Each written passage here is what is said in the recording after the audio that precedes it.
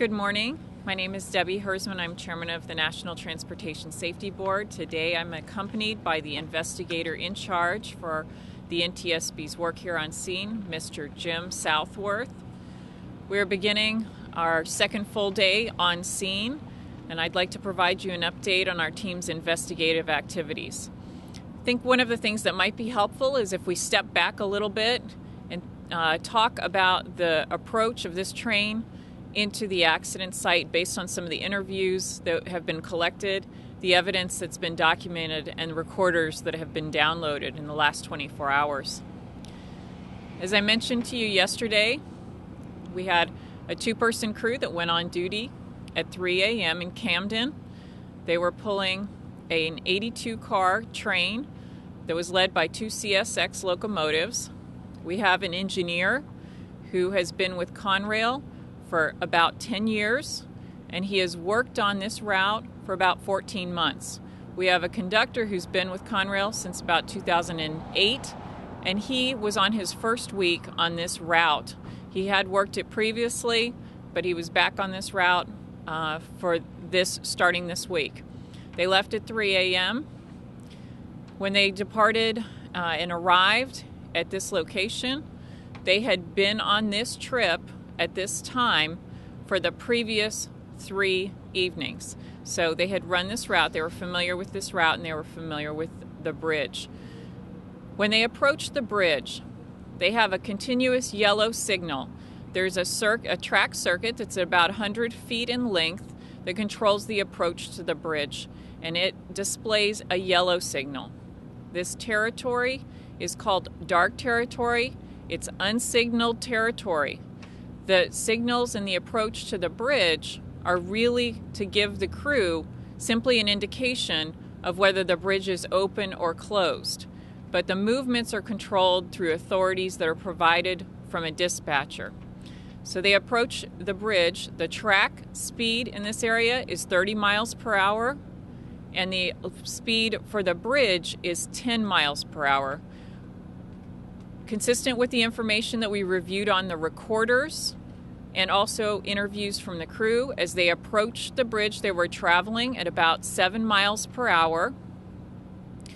They stopped the train. The engineer keyed a code into his radio pad, and just for a very simple understanding and explanation of these radio frequencies, these signals, think about it like a garage door opener. You need to be in close proximity. You're sending a radio signal and you're opening and closing the device. And so when they approach the bridge at this time of year, what they'd expect to see is the bridge in an open position. And what that means is an open position to the recreational vehicle, the vessel traffic on the waterway. In this creek, it's a movable bridge, and it's open to the traffic on the waterway. And then when the rail crews approach it, they key a code in, it closes the bridge, and it changes the signal that's right in front of the bridge, the signal to the rail crews, from red to green. When they approached that morning, they saw a red signal at the bridge, and they saw that the bridge was in a closed position. They keyed the code in. They didn't get a clear or a green signal. The conductor exited the train.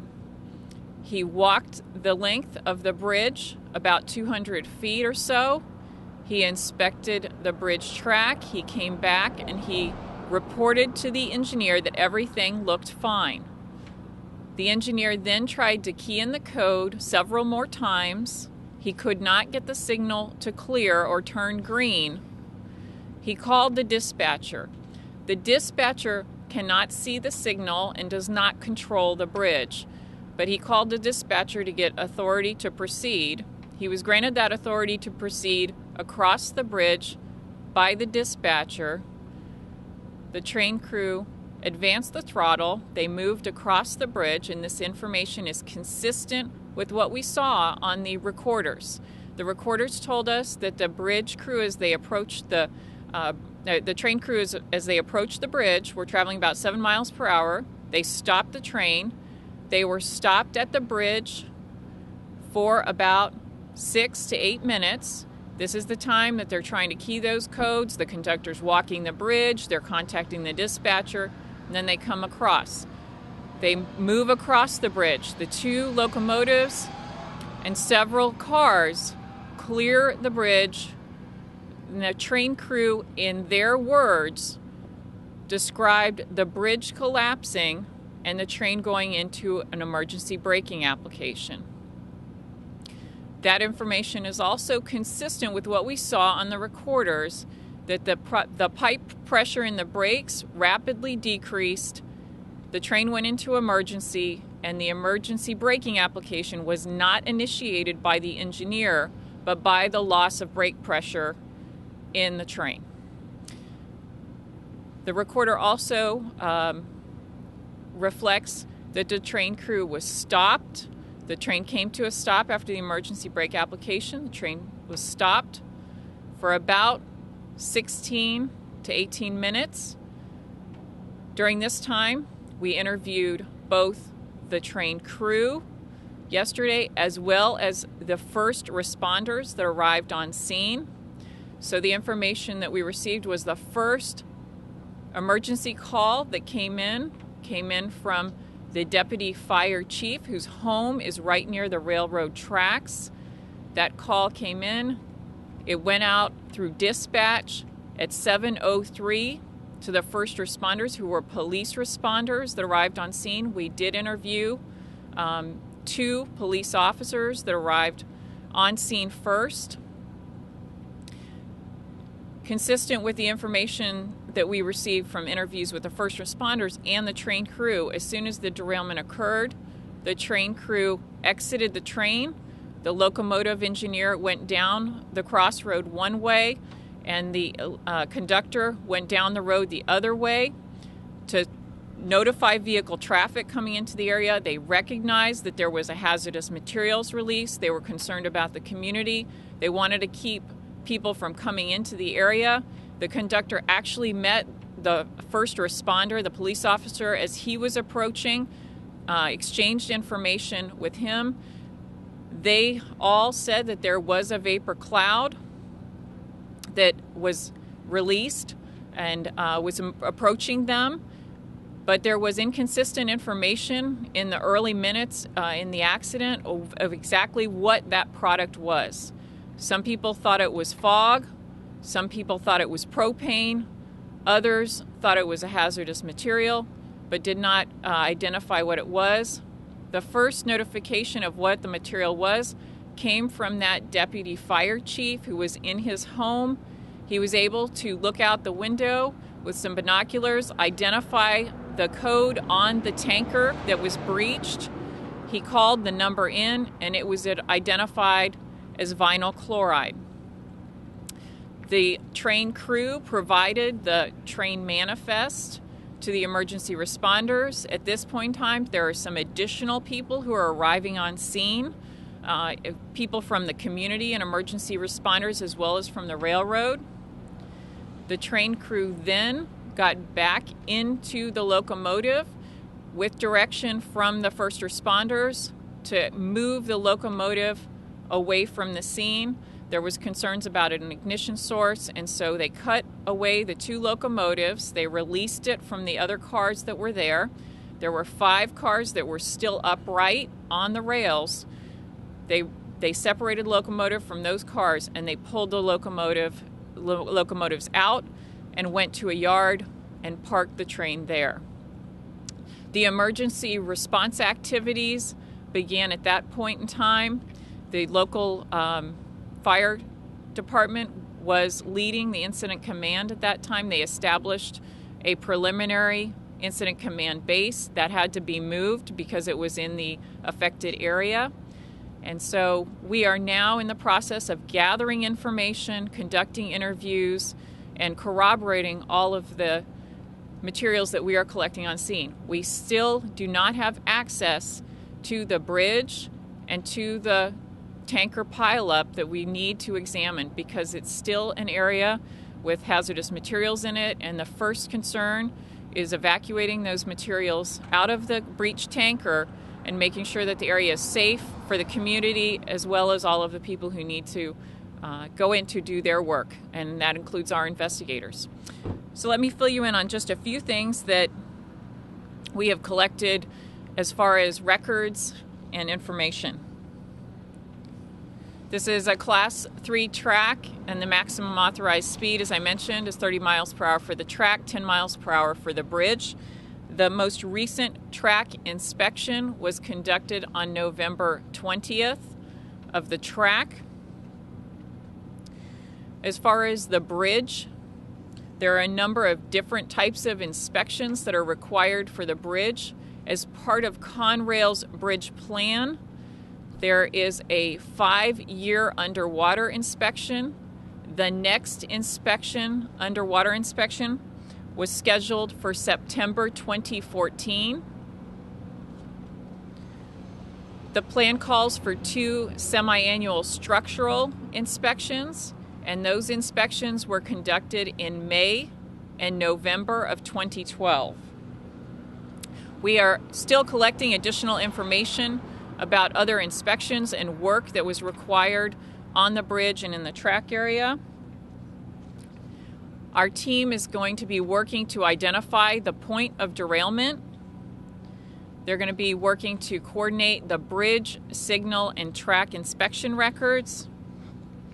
And in particular, they're going to be looking at the movable bridge and the locking mechanisms on the movable bridge.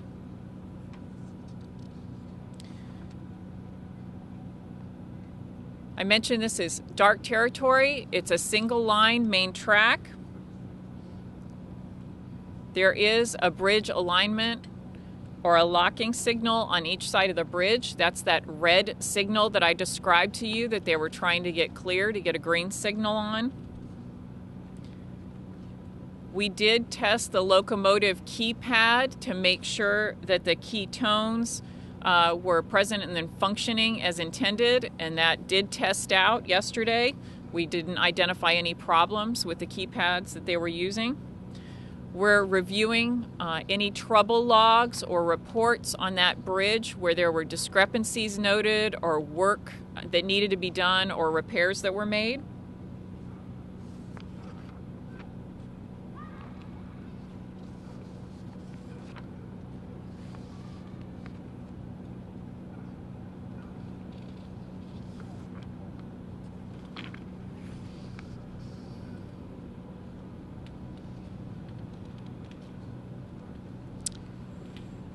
We're working with the tank car manufacturer to get information about the tank car, about mileage, construction, any records that they have.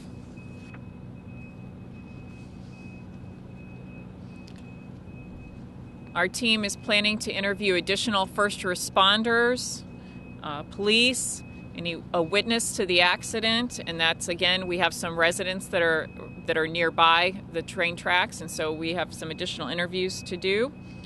We are retrieving and reviewing audio tapes. In particular, we're concerned about the radio tapes between train crews and dispatchers, and Conrail archives those tapes, so we've requested prior tapes. We're also looking for any history with this bridge, the signals or crew reported issues about the signal not clearing or any other anomalies that they might have heard.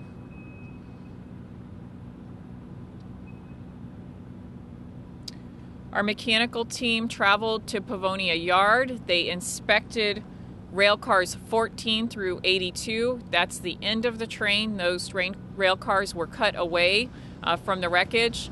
They didn't identify any exceptions or any problems with those rail cars. Everything tested out.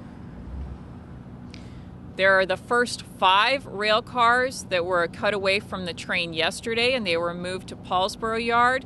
They are going to be inspecting those today, and they are working with the Coast Guard and the Unified Command to get access on scene. It's very important for our team to get on scene to document the rail, the bridge, and those tankers, and so we are going to be very focused on doing that. I think those are the main issues that I have to update you on. I'd be happy to take any questions. As far as the bridge signal issues, right now, are there any reports of any signal problems in the past, or is that something you're still working to determine? The question is, are there any reports of signal problems on the bridge in the past? And I want to make very clear that some of the issues that we're looking at with the bridge, we wouldn't want to characterize those as specifically as signal issues. This is a mechanical bridge, and this bridge opens and closes, and it does that regularly. And what we are looking at now is how that bridge functions, how that bridge locks, and when that bridge is locked, how it communicates its position through those signals. And so again, this is not signalized territory. These signals are not controlled by a dispatcher. The signals are controlled by the mechanical operation of the bridge. It's telling the train crews whether or not the bridge is open or closed. And so we are looking at past history of this bridge. We're looking at records over the last year. And going back even further, we talked about yesterday that there was a derailment in 2009. We have obtained additional records about the derailment and the work that was done on 2009.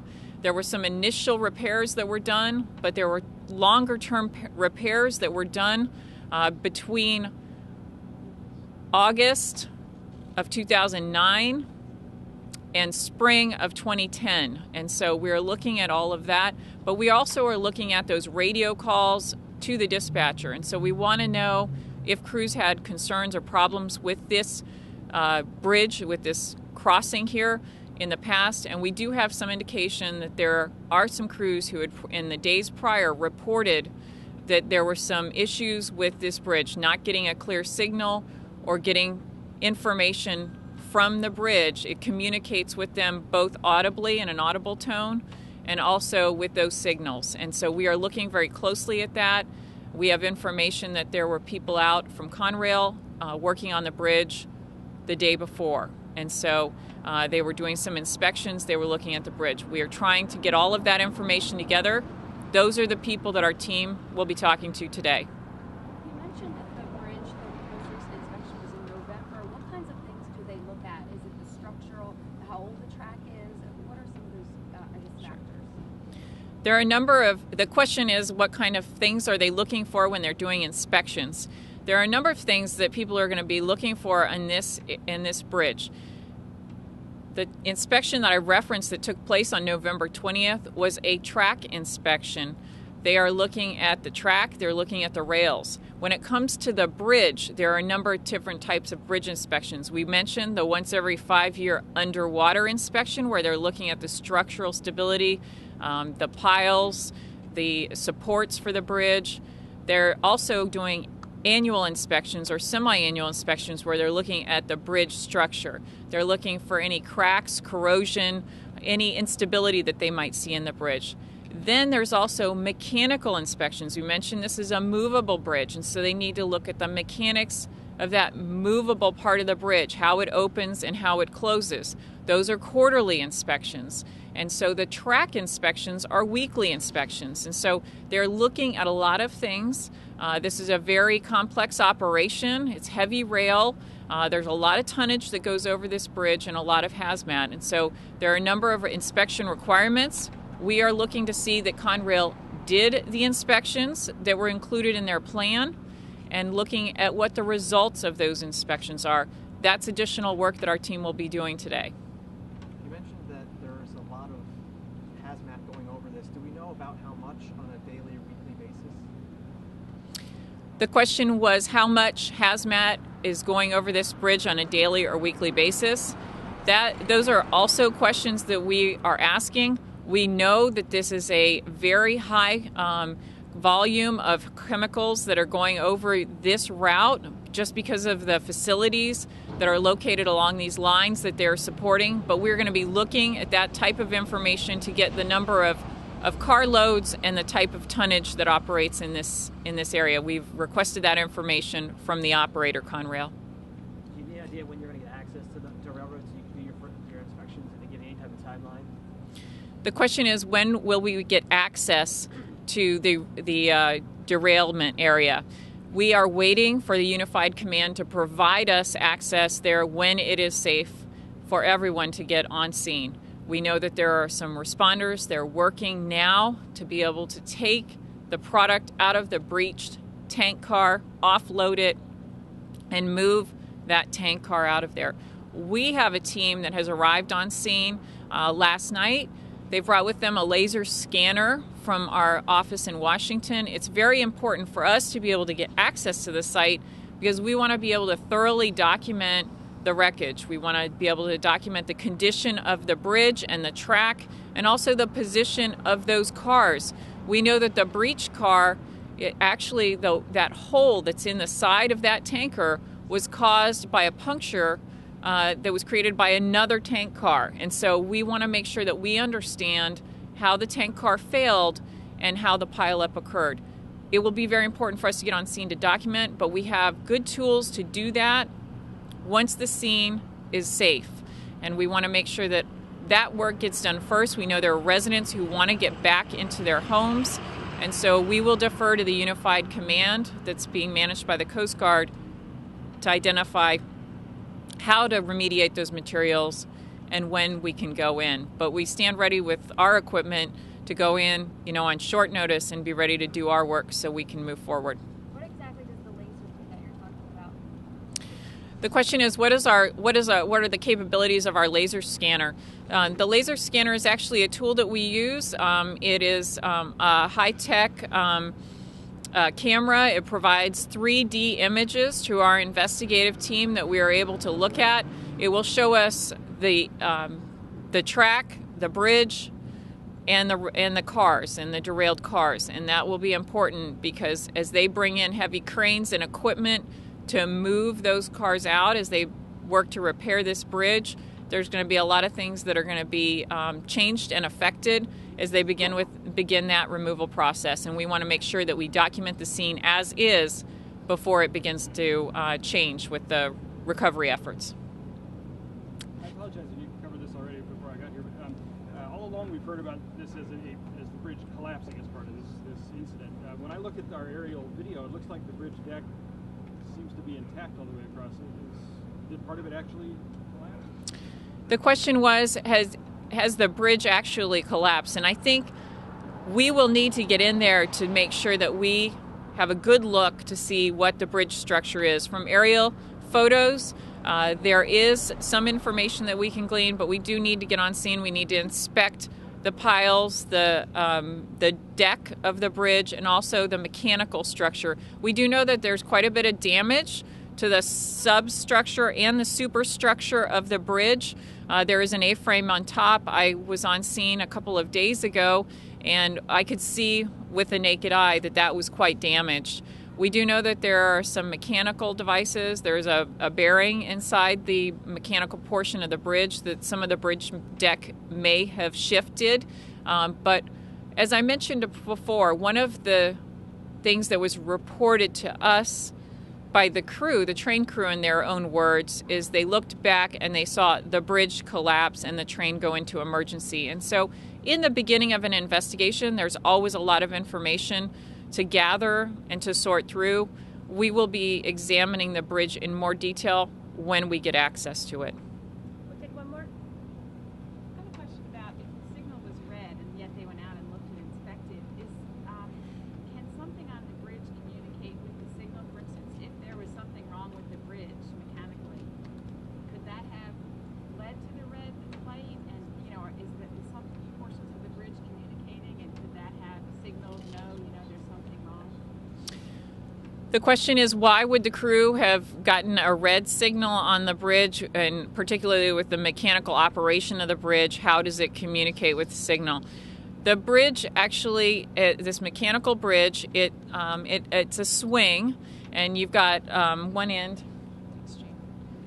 You've got one end that operates like a heel, and one end that they call the toe, and it swings out. And so this section is connected to the bridge. It opens and then it closes. And when it closes, it's lining up. And we are looking at the locking mechanism on the bridge and how it lines up. There are some sensors there that will then communicate to the signal and identify whether or not the bridge is open or closed. When the bridge is in an open position, when it's open to the vessel traffic on the waterway, the signal will display red. And not until it's fully locked or closed will it display a green signal. And that's how it's intended to function. What we're looking at is some trouble reports that we've seen over the last year. You all know that this is a creek. It's high. It's affected by the tides. The water can go up. The water can go down. Debris can get into the mechanism that operates the bridge.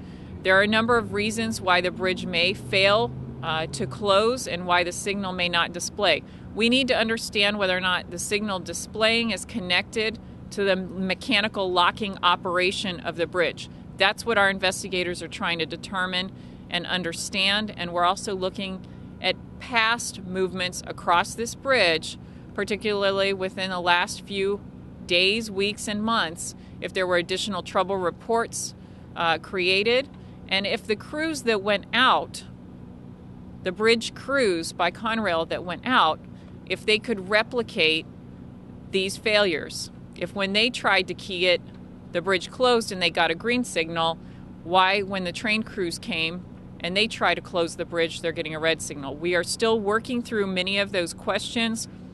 Those are the interviews that our investigators are going to be conducting today. They're going to be listening to those radio tapes and pulling the records for past work that has been done on this bridge. Thank you all very much. We will hold another press briefing, and if you follow us on our Twitter account, we will announce when that is. Have a good day.